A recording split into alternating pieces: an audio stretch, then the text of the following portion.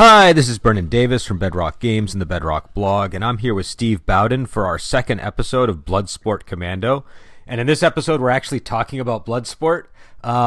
Maybe we'll do Commando episode 2, I don't know, but Bloodsport, if you don't know, is a 1988 film directed by Newt Arnold and stars Jean-Claude Van Damme.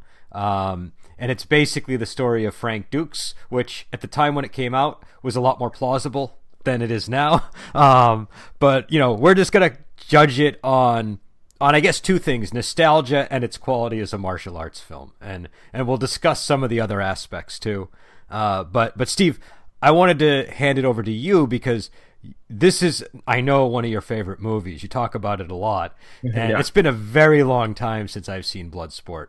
I'm a little more partial to Kickboxer, but I wanted to get number one, your thoughts on why it's significant and just why you wanted to do this. Like, what is it about this movie that you find so appealing? Well, for me, I've always liked tournament type movies because I kind of like seeing it's like, okay, like, oh, this person beat this person, and then let's kind of see as it goes up. I just find that interesting.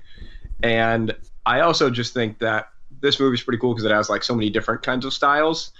And like for its time, the martial arts actually seem like pretty reasonable. You know what I mean? Sometimes in these older movies, the action can be like really terrible. Yeah, no, that's definitely the key. Like a lot of the martial arts from the 80s, the bar was very low at times. And so, I mean, we're going to criticize Van Damme a lot in this episode, I'm pretty sure. And there's plenty to critique him on. But I think the one thing that you can say about him is like he does have a martial arts background. Do you know what I mean? Mm-hmm. You can debate the specifics, and we can talk about the famous incident that came up last episode, but like he looks good on screen. If anything, he's a little too graceful. Do you know what I mean? Like it's like it's almost like did he supplement his training with ballet or some kind of dance? Because he's got like a dance like style when he performs karate.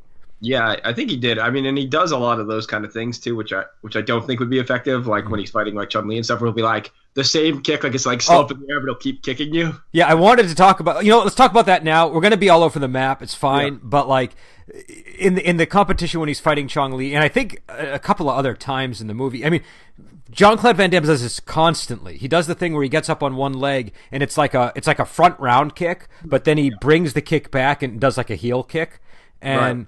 And like, if you've ever done any kicking, that's like got to be the lightest, most feeble, ineffective kick you could possibly ever do on somebody. Right. Like it looks impressive on screen, but it's not like a fighting ready kick at all. But again, I think, and that's kind of what I meant when I said he was too graceful. Like, his strength is kind of his weakness as a fighting actor. Do you know what I mean? And when Jean-Claude Van Damme is just sort of naturally being Jean-Claude Van Damme, he does those kinds of things. You can just sort of imagine him doing that. Like when he's training, he probably just naturally does that kind of stuff because it's what he likes to do. Yeah.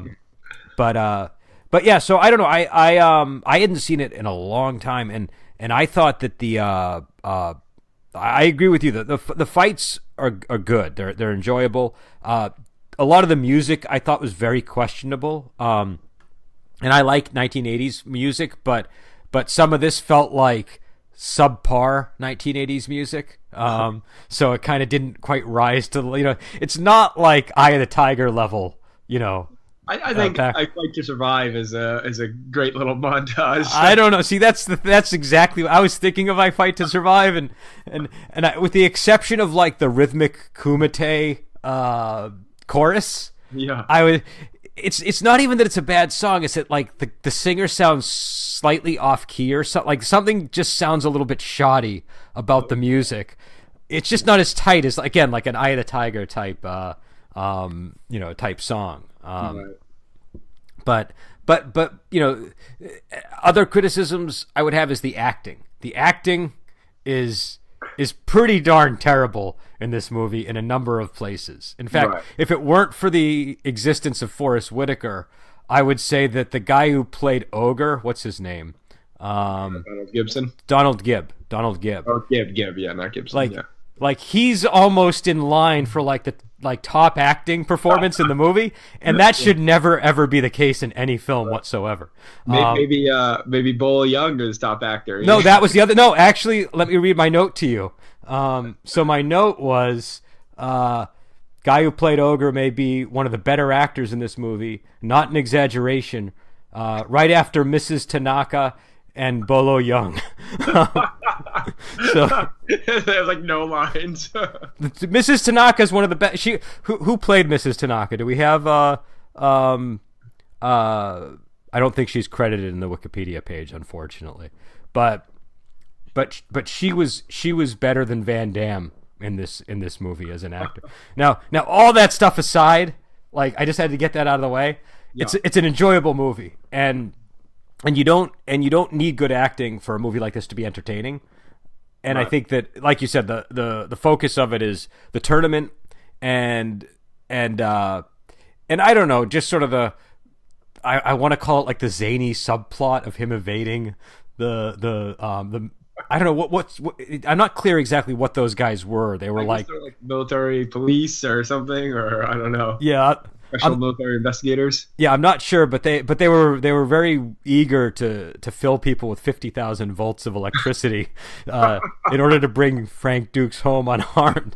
And I really have to, like okay, the tasers they were using, right? They were gigantic, and they said they were 50,000 volts. I don't know anything about tasing and electricity, but that sounds like a lot of voltage to me. Like, isn't that enough to do serious harm to a person? That'd be funny if that was like the whole plot of the movie. They tase him and he dies. Well, it would be interesting. It would have made for a very short movie if they had done it at the scene where they draw the tasers. I guess there were 2 taser scenes though, so they could have done it at the climax. Yeah. But I don't know. So we know that you like this movie. So I don't know. What were there any things watching it this time that you were critical of? Anything that you think was unforgivable or needed to be changed? Not unforgivable, but because I like the fighting stuff so much, I do think that like they do a lot of like stunning stuff. Mm-hmm. Where it's like, oh, like I grab your arm and you're stunned. Like I punch you and you're like, okay, you're like incapacitated but not knocked out. Like so you don't fall down, but for some reason you're like out on your feet. Okay. So just a lot of that stuff, was kind of convenient so they could like kind of do whatever they wanted to you.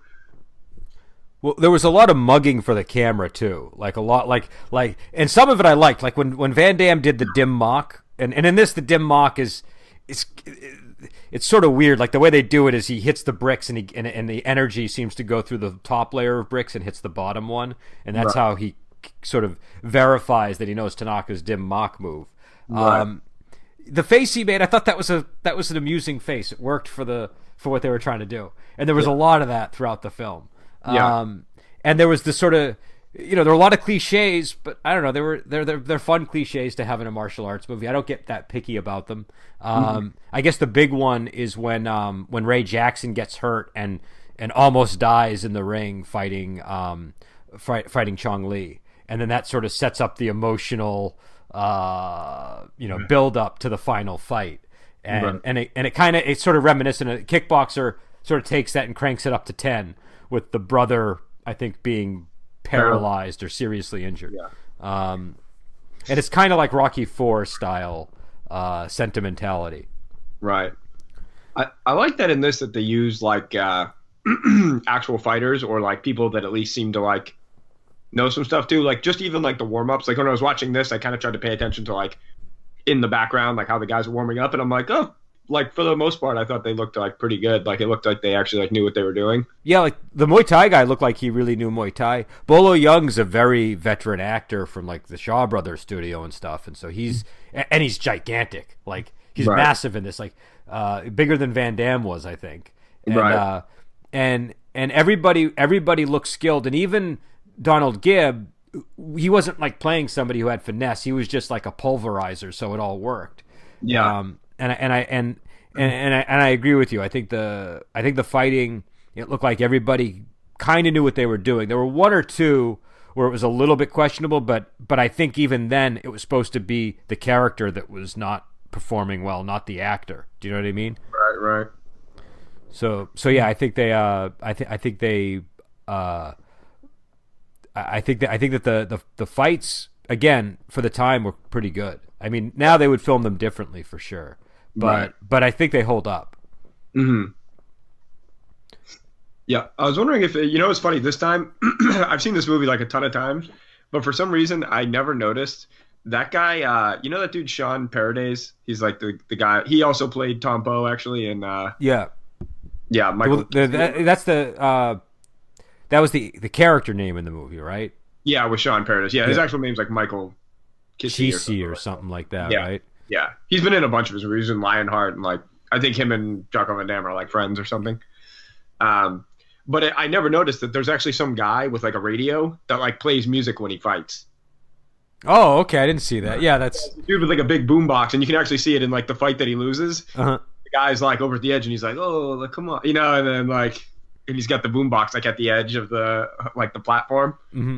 Yeah, I think we should do Kickboxer if we can get a chance to, because I think that'd be interesting because he plays a much more memorable character in that film, and but yeah, there's a lot of weird details like that. In one of the things that I did want to get to before we forget too. What's your feeling on the young Frank Dux? Like the guy who plays him, and sort of just the way that story unfolds. I don't know. I mean, it's kind of like it was just kind of weird because it didn't seem to like translate as well. Like I don't know, like the gap in his look, because it's like I think they chose like a dude that was too old. Yeah, like that kid, because it's like, well, he looks nothing like Jean-Claude. Like, how did you develop into Jean-Claude Van Damme from this? Like, yeah, the guy looked absolutely nothing like Van Damme. Like, it just was like either of the other two young kids that snuck in to steal the katana would have been perfectly fine as young Van Dammes compared to this guy. Do you know what I mean? Or they at least would have been better choices. Right. I think they chose that kid because he was like big, like he looked like he had big shoulders or something. So maybe that was, but like his nose was totally different. Like everything looked totally different. Right. And also that whole part of the story, there were a lot of moments where like they would just kind of sit there in silence. Do you know what I mean? And like the fact that there was a katana there was just supposed to sell you on the seat. Do you know what I mean? It was sort of like it flew in the 80s, but it kind of, it didn't quite work out in this time. All right, so why don't we talk about the opening sequence where you have all the sort of, it's not quite a montage, I guess maybe it is, where you have like all the guys kind of breaking down their training before the kumite. Mm-hmm. Yeah, I find this like really interesting. Like they show like Chun-Li, I'm pretty sure he does like Hapkido or something, where he just like moves forward and is just smashing these giant things of ice. Like, yeah, I don't know. I mean that I don't know what that was, because I mean Hapkido is like kind of like Taekwondo, but it has more judo-esque moves in it. When he's fighting, I mean, we can get more to that when we talk about like stylistically, but to me he does employ like a lot of throws and stuff like that, and a lot of like grappling. Okay, maybe that's what they were going for. And they did have and I mean definitely was South Korean, because they had the South Korean flag on his thing, right? Right. So I think you might be right. But I was just struck by like I don't know, it's just kind of funny. It shows to me like how good must Frank Dux think that he is if like these are the competitors. Like the competitors are like smashing things of ice like that, and there's that guy that's like running his leg through like wood that looks like it's like a foot thick. The guy's like jumping up and smashing through these giant. Oh, the rich guy who looks like he's training with his butler. That's the funniest moment to me in the thing, because like you wouldn't see that character today, but you saw characters like that all the time back in the 80s, and I thought, obviously he's good enough, paid for. I mean, if he can smash through that wood, it's like, you belong in this tournament, sir. He's got money, so he can devote himself to training. You know what I mean? There's like, so I suppose that would be the angle with a character like that. There's a funny scene too where he's training actually, and he's wearing like a sweater around his neck. Like he's got no shirt on, but he's just got a sweater around his neck. And you can just see him in the background, like warming up. See, you've seen this movie way more, so you're picking up on all of these little details. Yeah. But yeah, I thought that was kind of a cool opening sequence. You kind of get again, a lot of the reasons why I thought it was cool is because like nostalgia factor. Like this is the kind of martial arts introduction you just don't see anymore, because we don't really need these types of introductions any longer. We're sort of, like we're familiar with this stuff. But in back in the day, like, having Bolo Young smash ice like that was super cool. And so it's sort of nice to go back to. I think it's a little off topic, but I think that's one of the reasons why the new Karate Kid thing was so appealing, is because you kind of get to go back. You sort of reverse the clock. And as much as I like stuff like MMA and all that, it doesn't have the flash of karate and Hapkido and all of these, like, traditional styles that look really great on camera. And so one of the things that I don't, as much as I like MMA, one of the things I've discovered I really don't like about modern martial arts movies is they incorporate a lot of real world fighting into, like, modern fighting style into the films, and it kind of takes away some of the charm. And so, having an opening sequence like this, I don't know, it's sort of it's delightful. It's sort of like a nice lead in to a tournament movie. Yeah. Well, I like it too, because then I'm like, ooh, like, how are you gonna deal with that, Jean-Claude? How you gonna deal with the monkey guy that's smashing coconuts with his hands? But that's also the cool thing about a film, like, again, in the 80s, it was all like about which style is the best, right? Like this guy's karate, this guy's judo, this guy's kung fu or some variation of kung fu, and this guy is like Muay Thai, and this guy's boxing, and which one is going to win? And now it's like they're all some variation on MMA, which is like boxing, Muay Thai, jiu-jitsu, and, like, a few, maybe some wrestling. Do you know what I mean? It's like, so it's like, it's effective, it totally works, but it's so dull to watch in a film. At least in terms of contrast, there's not that contrast between styles. And in this movie, you immediately have that contrast, which is what you're talking about, where it's like, how is this guy who does karate got to deal with this guy who's smashing these blocks of ice dangling from the trees, right? And it sets up it's like a puzzle in your mind. It's like each style is something to be countered by another style, or by a particular set of tactics or something. Right. So I think that's one of the cool things about the movie. And I guess getting into the actual competition, that's when we actually see the styles sort of, actually put to use. Yeah. And I imagine you'd have thoughts on it there as well. Yeah, no, I thought it was interesting the way they kind of, like, tried to pair, like, the styles and, like, highlight their strengths. Like, I don't know how much they considered, like, okay, would this kind of more... So, like, for instance, me and you both did, like, Taekwondo. So, like, obviously Taekwondo is a much more, like, linear kind of style, whereas, like, something like Capoeira is much more, like, circular. Yep. Right? So, like, I imagine those have, like, certain kind of advantages and disadvantages if you're fighting, like, different kind of styles. Like, different styles are probably better. Like, I imagine, like, something like Wing Chun or something is probably better at, like, combating a circular type style.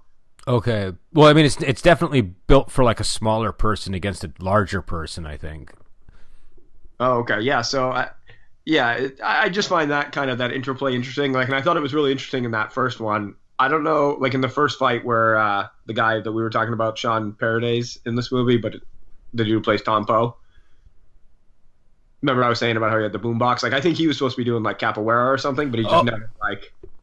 Okay, yeah, I didn't pick up on that. I definitely... But the boombox is very good evidence for that being... Because this is back in the day when, like, everybody not only had a style, but they had all the decorations that came with the style. Do you know what I mean? Like, there's a movie called Master of the Flying Guillotine, and in that, like, you have all these guys doing different styles, and the Muay Thai guy even does, like, the Ram Muay dance. And even going back to, like, the Kung Fu craze, you see that where the Japanese guys will literally be wandering around with katanas and, like, a full regalia, right. So you kind of get a little bit of that here. So maybe that's what was going on with that character. I have to admit, though, I didn't really notice him until I looked at the trivia box when I was watching it this time, because we were watching it on Amazon Prime, and I was like, oh yeah, that is that guy. But, like, I didn't pick up on it watching the movie. I was more focused on the Muay Thai guy, because he was the one that seemed, like, really convincing to me. It's like, oh, I think that guy really does Muay Thai, and then sure enough, he did. From an actual gym that he trained at. Yeah. Yeah, so I think he actually knows Muay Thai and stuff. I thought it was interesting too that the dude Sean Paradise was supposed to be doing, like, I don't know, I'm guessing, like, Capoeira or something, but he did a lot of, like, punching. Like, punching seemed to be, like, his best thing. Well, and I think I I'd have to rewatch the scenes, but I think you're right. Like Yeah. like I said, I don't think he didn't really stand out to me as much as some of the other characters did. The Ray Jackson character really stood out. The Hussein character really stood out. The Paco character really stood out to me. But I have to admit, I kind of missed him in the mix. I wasn't as at least and I saw it twice for this conversation. I saw it when we were going to do it a couple of weeks ago, and I just watched it again. But both times I didn't really pick up on him as much. Well, I think it's iconic too because he was in that first fight. It kind of like sets the tone. Like it establishes the rules. It's like, oh, that's why they call this thing Bloodsport. Okay. Like, well, that was another topic I wanted to get into. Is it's called Bloodsport. This was made in 1988, and there's a lot of blood on the carpet or a lot of blood on the mat. Right. And I mean that's like the height of the AIDS epidemic. And even like when we were competing. Like that was like always a big thing that made me nervous. Is like like you're bleeding yourself and other people are bleeding, and even without HIV/AIDS, like hepatitis, there's all kinds of communicable diseases, and so I do you think like and again I don't really remember because I was quite young. I was born in '76, so I was probably 12 when this came out, and. I mean, we were at that age, at that time. We were aware as kids of the epidemic, but it wasn't at the forefront of our minds like it might have been for adults at the time. And but I'm just curious what your thoughts are on that, like just that little side note. Yeah. I don't know. It's interesting. I mean, I know you tend to think about those things more. I kind of feel like you have a lot more knowledge about it. I just never, like, even when I competed, I wasn't worried about it. It was like, whatever, some guy bleeds on me, and, Really? You never crossed your mind once that, like, I might get, like, a disease from this person's blood? Never. I just was like, I don't think they're going to be bleeding on me that much, because I feel like if I hit them like that, I'll probably just knock them out. If they're, like, already bleeding, then what did I do to them? Like, you know what I mean? I'm like, I'll probably just... Well, you know what made me nervous is sometimes people would, like, get hit and, like, blood would spray out. Do you know what I mean? That's what made me nervous. Oh, and sometimes if like if you ever bled, like I got hit in the nose once and it just was like a fountain. It just wouldn't stop. And like I wouldn't want to have been the person hitting me in the wake of that. Do you know what I mean? Like, right. Well, I just feel like by the time the person is getting hit and there's like a lot of blood coming out, like the fight's probably over. Do you know what I mean? So it's like either. Yeah, no, that's true. But there's like usually like there's still usually some momentum before things are ended. Do you know what I mean? Yeah, like, no, I mean, like I said, it never would concern me. Like, I don't think I ever like kicked somebody where they were like gushing blood. But even if they had, what about when you do Muay Thai? Because you do Muay Thai, and that's much closer to what was going on screen here. Yeah, usually guys don't have like a whole lot of blood, though. Do you know what I mean? It's like they're not bleeding like all over me. But even if they started to bleed, I would just be like, oh, like, hey, you're bleeding. Like sometimes you notice it. It's like, oh, there's blood on my shorts, like something. And I'm only lingering on this point because the name of the movie is Bloodsport. Like they didn't say combat sport; they chose Bloodsport as the title. Right. And then we get that highlighted when Jackson says that. He says that's why they call it Bloodsport, and that's right. But I just thought that was kind of an odd little thing. Yeah, it's interesting. Maybe like maybe for some people it would be more of a concern. I never really thought of it, so when the movie was going on, I didn't really like... I guess what I was just wondering is the movie aware of that? Like, is the movie aware of, like, what the blood could potentially represent in those moments? I don't know that it was or not. It's a little hard to say because it's... Well, let me put it this way. I don't think it had that kind of feel because especially that point where the guy gets his tooth knocked out, that Hussein guy. That's the scene that I wanted to get. That was the moment that unnerved me so much. So who is it? Hussein loses his tooth, right? Yeah. And it's like a golden tooth. And the guy's on and it's not just lost. It's sitting in a pool of blood in the ring. Like this thing is blood soaked. And the guy on the side of the ring goes over and he grabs it and he puts it in his mouth and bites it to check that it's like real gold or whatever. Right. Yeah, I mean, that's just crazy, especially in light of Hussein's behavior prior to the fight. Like it just seems like a reckless maneuver. But my thinking is, if you see something like that, to me, that's not. That doesn't sound like they're trying to get across a message of, like being aware of AIDS. Or anything no, I'm saying I didn't think they had a message. I just thought maybe there was like it was supplying a certain amount of like tension that the viewer isn't even aware exists in the movie. Oh, Do you know interesting. what I mean? I kind of viewed the blood as more just like a masculine thing. Okay. This is how brutal this thing is. You know what I mean? Okay. Like this is full contact beyond full contact. You know what I mean? No. What did you think about the hospitalization of Jackson? Did that work for you? I thought it was strange that he didn't kill him, because it's like, I mean, obviously Chun-Li has no problem killing dudes, but then for some reason, like, this guy if you want to unnerve Frank Dukes, I would think snapping that dude's neck would be a pretty good way to do it, you know? Like, I mean, he almost did kill him, so maybe he just didn't, maybe he tried to, and he just didn't realize he needed to hit him one more time to kill him or something. Maybe, yeah. That is something else I want to talk about. Chun-Li. Chun-Li is basically a murderer. Like he's not like, I get that, like, if you're in a blood sport like this, especially like an underground blood sport, people might die, and it's sort of an accepted thing. But Chun-Li is not simply accepting of this knowledge. He's gleefully killing people, and then he's aghast when, like, the praise for him stops so that they can have a moment of silence for the person who died. And every time he hurts somebody, he gets up like an insane child and just basks in the adoration.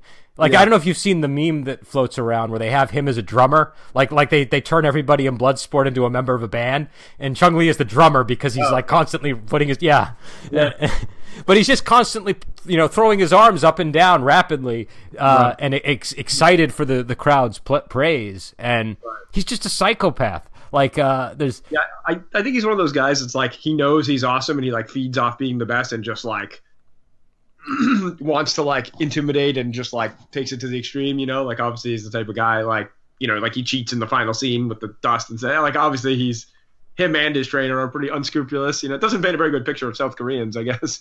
Well, it's all in the trope in these movies is the bad guy always cheats and the bad guy is always cruel and willing to kill. But he was especially like, this was like beyond Ivan Drago. If he dies, he dies. This is like, I think he's like a serial killer who just found a way to get his serial killing fix in the ring. Do you know what I mean? Like, it's got some legitimacy because it's, it's a result of the competition, but he's going out of his way to murder these guys most of the time. Do you know what I mean? Maybe he's got CTE from getting hit a lot and he's deranged. Yeah, maybe. I don't know. I just feel like he's like the ref is even like bothered, but do you know what I mean? Like, the ref gives him that look like, what the fuck are you doing? Like, so I feel like he's crossing the line even for like the underground Kumite people who are like there because the triads are allowing, you know what I mean? Like, this is like a really dirty underground, sort of competition. Right. Well, I'm wondering too, like, why they're so shocked by it, considering they even say, like, right in the beginning, they kicked some guy in the throat and killed him during the last one. So it's like, I mean, that's what this guy's about. He wants to, like...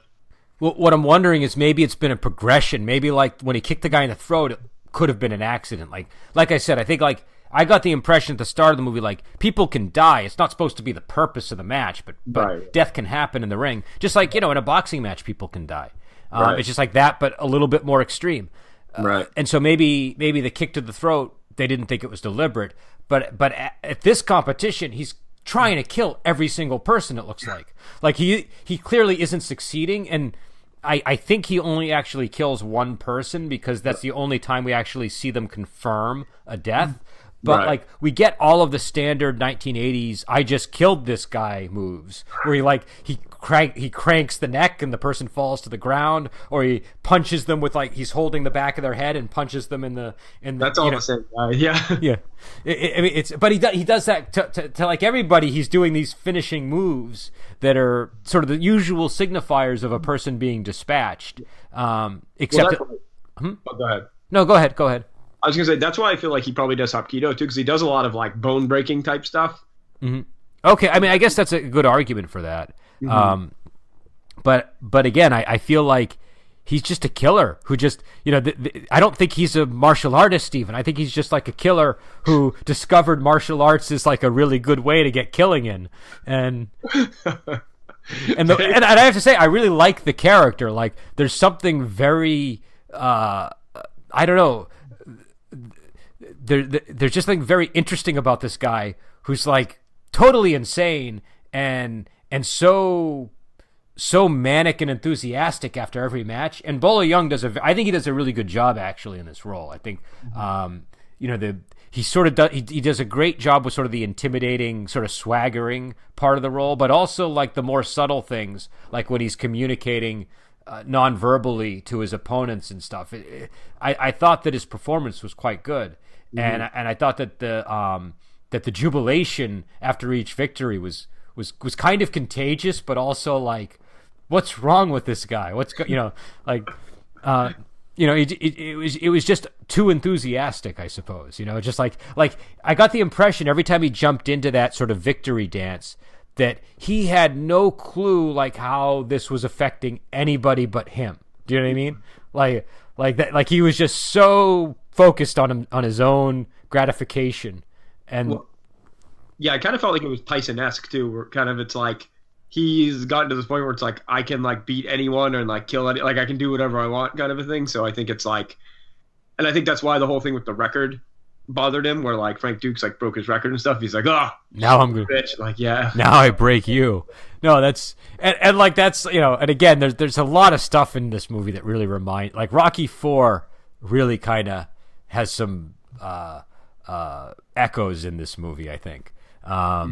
But yeah, I know Chong Li's I think is a great villain. I have to admit I kind of remembered him as being almost vanilla or too standard, but I think the distance of time, I really like him, and I think that I like him because they can just totally commit to the idea of this like super terrible, nasty villain who just will pull every trick in the book and even like down to the like taking Jackson's headband or whatever it was and tying it around his knee at the start of the match, and the whole I don't know, I thought he was great. What did you think of the Jackson character? Because I guess he's most famous for Ogre from Revenge of the Nerds, but he's been in other movies, and he kind of sticks out in this film. But I'm curious what your thoughts are. Well, of like everybody in this movie, like he'd probably be the guy I wouldn't want to fight. Well, besides Chun-Li, because I wouldn't want to be killed. But like,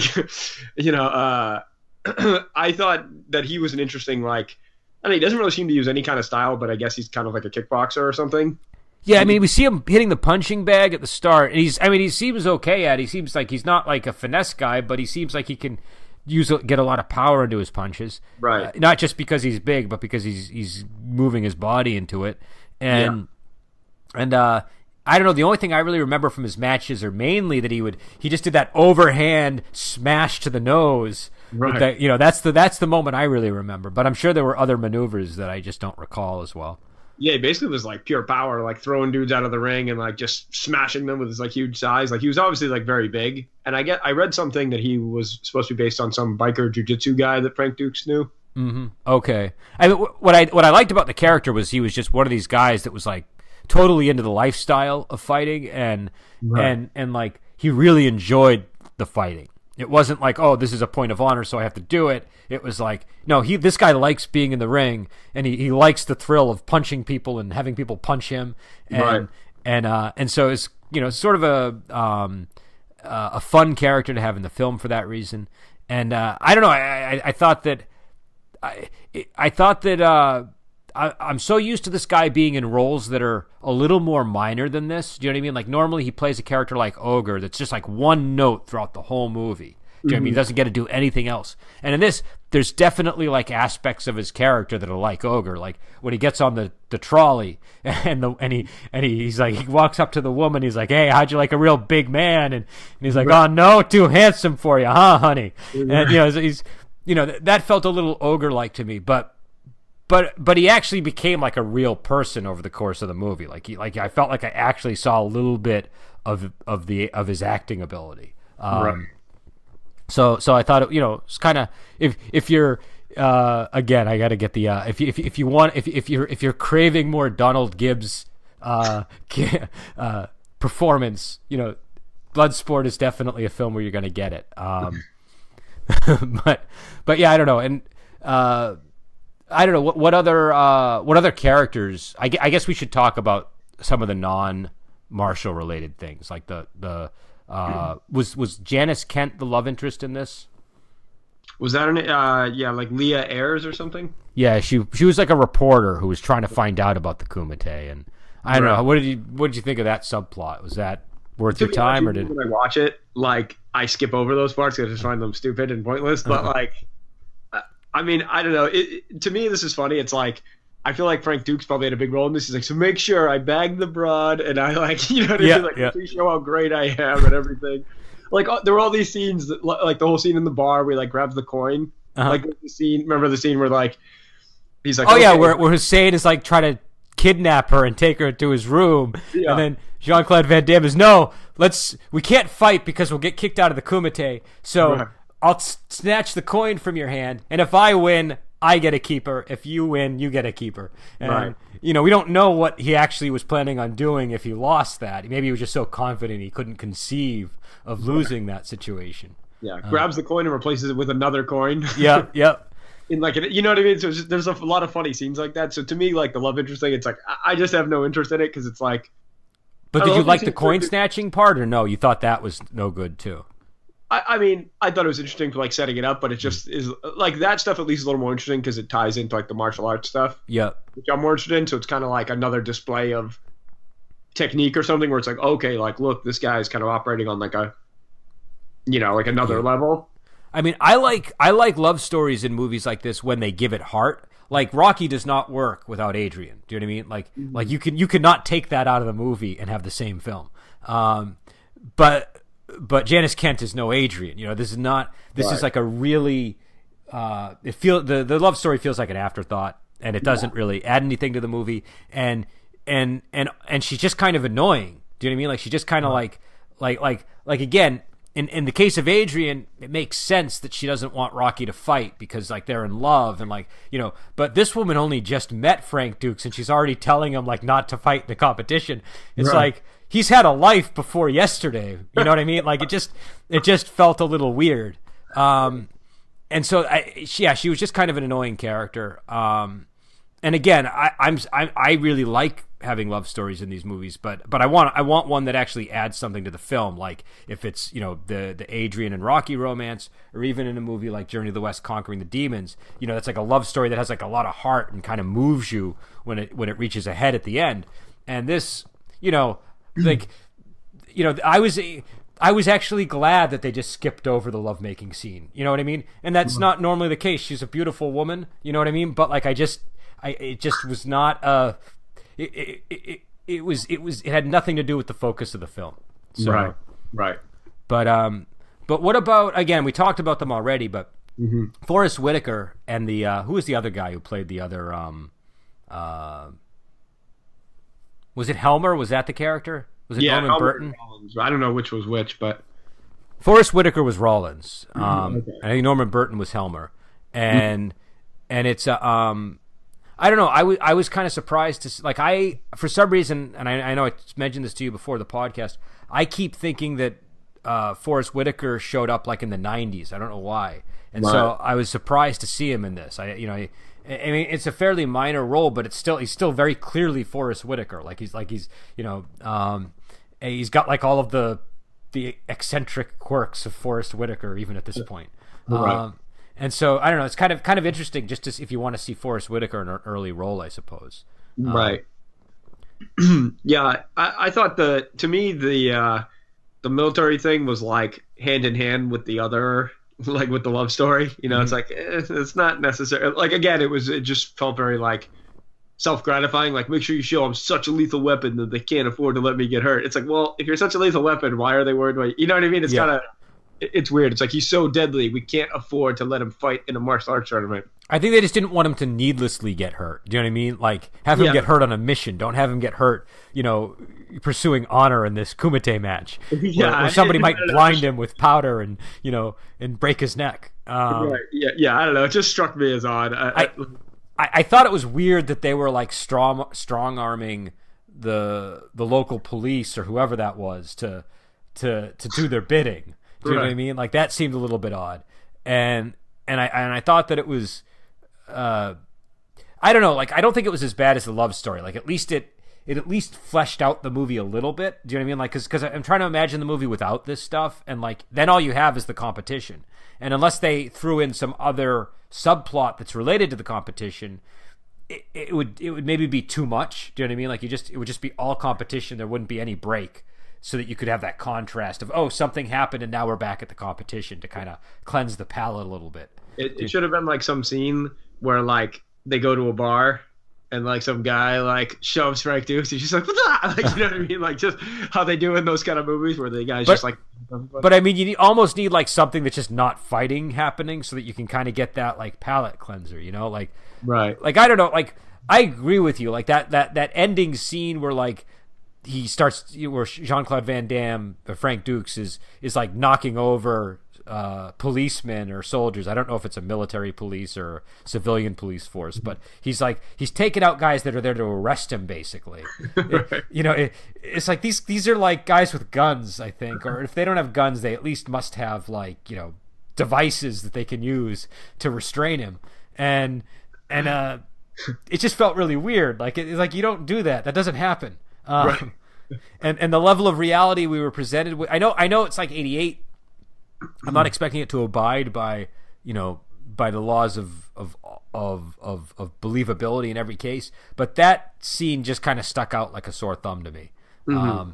And so I do agree with you. I just think that it did add a little bit of a little bit of something else to keep your attention during the movie, and something to kind of wipe the palate before you so that you just didn't like lose sight of all the different fights that were going on in the tournament. Right.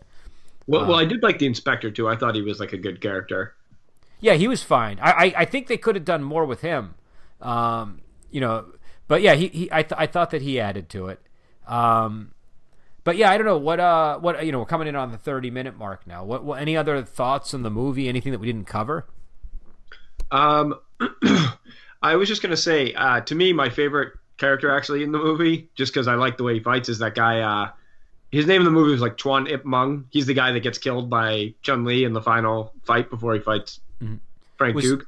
What style of fighting was he doing? I think he does Kung Fu. I'm not 100%, but they show him in the beginning. Like, he does a lot of... His style is very, like, diverse. I don't know exactly what it's supposed to be, but him and the guy... Like, do you remember the guy with the silver pants? I think so. There were a lot of multicolored pants, so I'm going to say no. So there was a scene where the reporter, Janice Kent there, is talking to two guys at the bar. Do you remember that? And she's like... Oh, yeah, I remember that. And we saw those two guys training early in the movie, if I remember.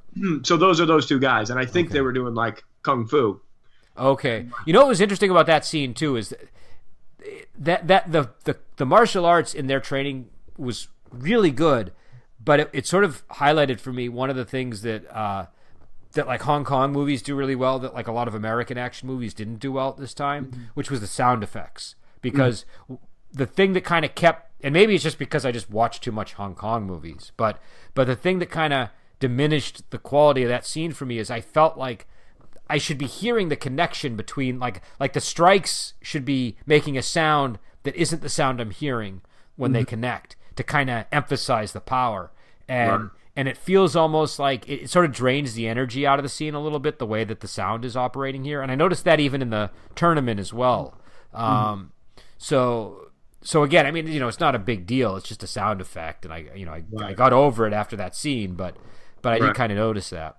I guess another thing that I noticed too was exactly what was the situation with young Frank Dukes as he was learning from Mr. Tanaka, because I was unclear on at what point did Mr. Tanaka actually start teaching him properly, because at first he's using him as a punching bag, but I just wasn't clear on when is he actually getting the real training. Yeah, I think it was like, so at first he wasn't giving him any kind of coaching, and he was just like letting him spar with the son, and he would kind of just give the son pointers so the son could like beat him up, and then to just help him develop. And then I think after the son died, that's when he was like, okay, like, I'll train you. I'll show you like all the stuff, Okay. But he had learned some stuff before that, right? Like because we see him use some kind of martial arts to help the what's Mr. Tanaka's son's name? Shingo. Yeah, he helps him, fend off some bullies, and he's using some kind of kung fu or something like or karate. Yeah, I think he was giving him tips, but I think the tips were like helpful, and he would like, obviously they were going through like a physically rigorous kind of training, so I'm sure he was picking up some things, but I don't think like the quick, like grabbing a fish out of the water and like being able to do the splits and all that stuff, even though right from the beginning you can see he's like hyper flexible. But yeah, it's like yeah, because I think Mr. Tanaka's kind of a jerk in that case. Like he, and the reason why, like if is the scene where he tries to sell this idea to Frank Dukes' parents. Do you know what I mean? And he's in the pitch is like, young boy like needs all kinds of cultivation and training so that they can, be prepared for life. And it's a great sales pitch, but then we just see him using him as a punching bag. And so the whole rest of that sequence, I'm like, well, exactly at what point is he going to actually start teaching him? Is this is this like 8 years after that sit down with the parents that he's actually teaching him anything? It seems a little bit of a jerk move to me. I don't know. Well, I think part of it though too, if you remember, like the deal for him not calling the cops was kind of that he would help train. So I think that was more just to placate the parents for like why this was happening. Okay, but I mean, still, that's a long time. Like, I mean, he all he did was walk into a room and look at a katana. Do you know what I mean? He didn't. It's not like 8 years of servitude worthy. No, but I mean, like, I think he was just generally. I think the way Tanaka viewed it was like, hey, I'll help you get in shape and stuff like that, but the real like secrets of the Tanaka style, I'm gonna reserve for my son. You know what I mean? Like, you're like an outsider. I'm not gonna show you all the stuff, but you can like get in better shape and learn little things here and there. Okay, all right. Yeah, I don't know. I'm not sold. I feel like Mr. Tanaka is a little bit shady initially. I know he eventually teaches him everything, and it's great, but but it takes the death of his son to like even seem to move on that issue. Right. And okay, so the one thing I think we do have to comment on is Jean-Claude Van Damme's acting in this movie. I think we both agree physically the performance is fine. Jean-Claude Van Damme has like a karate background and stuff like that, so it works on camera, and you believe that like he can do the movements and all that stuff, even if he's kind of pirouetting a little bit too much during some of the kicks.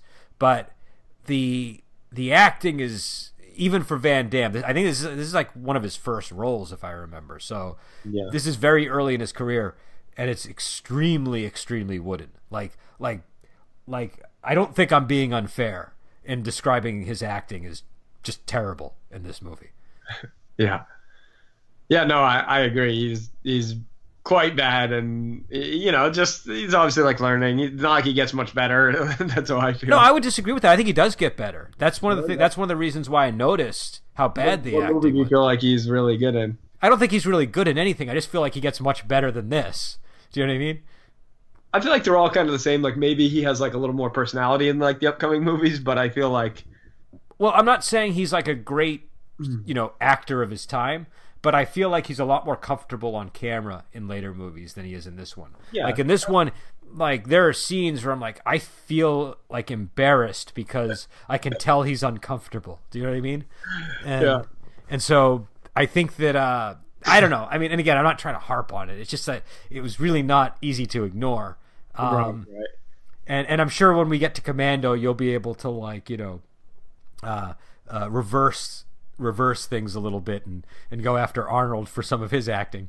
But yeah, I don't know. And acting's not exactly required here. It's not like when you watched a movie like Bloodsport, you kind of knew what you were getting. Do you know what I mean? Right. And so like you don't really care. Like, okay, these guys don't. It's much more important that they perform in the tournament scene than they perform dramatically in the dramatic scenes, because the dramatic scenes are just kind of there to pave the way for the fighting. So. Right. So it's fine, but I did have a thought. The kid who played young Frank Dukes was like even worse of an actor than Jean-Claude Van Damme. Do you know what I mean? Like he was like really, really terrible, and in a way maybe that's a justifiable casting choice because it creates consistency. It almost made me wonder if that dude like didn't speak English and was just like reading off like cue cards, like that would explain it. Actually, that would explain it, because it just didn't. There was like a wall between him and everybody he was talking to that was frustrating to watch. Do you know what I mean? And again, with the Van Damme character, it's not as bad because he's not acting well, but he's at least a grown man who's like capable of, like talking in a, like there are moments in the film where you don't notice Jean-Claude's bad acting. Do you know what I mean? Mm-hmm. You sort of just, it's fine. But there are quite a few moments when it crops up. But with the young Frank Dukes, it was just prevalent throughout the whole thing. Like you could not, there wasn't a moment of relief from the bad acting. You're right. But and again, he's a grown man now, so it's not like I'm picking on a kid. But I think that I feel like, I don't know, I don't mean to harp on it, but it just was like really inescapable watching this how it was. No, I agree, and I think it's one of those movies you don't watch for the acting, but yeah, it's particularly bad. Yeah. No, and in fact, I'm sure there are some people who watch it because of that. Like I'm willing to bet there are people that the people that like to watch good bad movies or whatever. You know what I mean? But I think it's different because when you and I watch these kind of movies, we're watching them because we genuinely enjoy the movies usually. And so like, this is a movie like the action scenes are all fun. Like all of the combat and everything is great. And bad acting aside, I don't even mind the dramatic stuff leading up to it all that much. It's still it's a product of its time. But it was still, it wasn't like, it wasn't dull. I'll put it that way. It was, at least wasn't boring. But yeah, I guess the only other scene I want to talk about is that scene in the military base where the guy, tells him that the colonel or somebody wants to speak to him. I forget what the title was, but and he basically wants to tell him like, no, you're not going to fight in the Kumite. And so Jean-Claude Van Damme's like, okay, well, I got to take a shower first, and so he escapes from the military base while he's in the shower. Right. I don't know that much about the military, but I was wondering how feasible that sort of thing is. Like he was going to go on furlough. What's the how easy is it to get off a military base when you're about to go on furlough and they don't want you to leave? Well, he had some kind of rank though too. I think he was like a captain or something. Okay. And I think too that it may have been kept kind of quiet. Like I feel like to me the way it was presented, like where they just sent one guy, was like he just kind of heard about it and they probably didn't think he was going to just leave. Like they're probably like, okay, hey, like I heard you want to do this. I want to talk to you about it. So I'm guessing he probably just like went out like normally. He's like, yep, going on my furlough or whatever. And they're like, okay. Okay. So yeah, I don't know. I was just curious about that. But anyways, we've been going on for quite a while, so I think I'm going to end it here. But before we go, I do want to say, if people like this episode, let us know. Let us know what movies you'd like us to talk about. Right now, we know we're going to do Commando. I'd quite like to do the Terminator. It's like the first one, not the second one. Okay. And I'm sure we have some other movies that we, anything in this sort of category, I guess, of like 80s action, early 90s action is probably going to be fine. We could even do some late 90s stuff, I think, but I kind of want to, I don't know, we kind of have to hash out sort of what the parameters are here. But we'll be back on. I'm hoping that the next movie is Commando. It depends on how easy it is for us to get copies of it or see it on streaming. I don't know what the situation with Commando is. Commando is one of those movies I usually wait for it to show up on television. Do you know what I mean? Yeah. When I was a kid, it was on HBO constantly, and I watched it, just all the time. And I probably had it on VHS, but it's not the kind of movie that I would necessarily buy these days. So, though I don't know, for the show I might. We'll have to see. It's cheap. What was that? I said I'm sure it's cheap. Yeah, it's probably like $5. It's probably one of those kind of things. In fact, you could probably get like Commando and some other Arnold movie from that time, on the same DVD, like Running Man and Commando. They'd probably do like Running Man and Total Recall would be paired together, and like Commando and the Terminator or something would be next to each other. Commando and Predator or something. Yeah. Commando and Predator would be a good match. But yeah, so we'll be back on and we'll cover more movies like this. My apologies to Jean-Claude Van Damme for the for my hectoring him on his on the acting, but I don't know. I think we have to be honest about these things in these programs. So it's lucky we didn't lampoon his martial arts skills more. Yeah, no, that's we'll resume that discussion next time when we have more time, because I think there's a lot to get into that. and I know we've had off-camera discussions about it. But yeah, I think either way, we'll be back on, and we will talk to you later.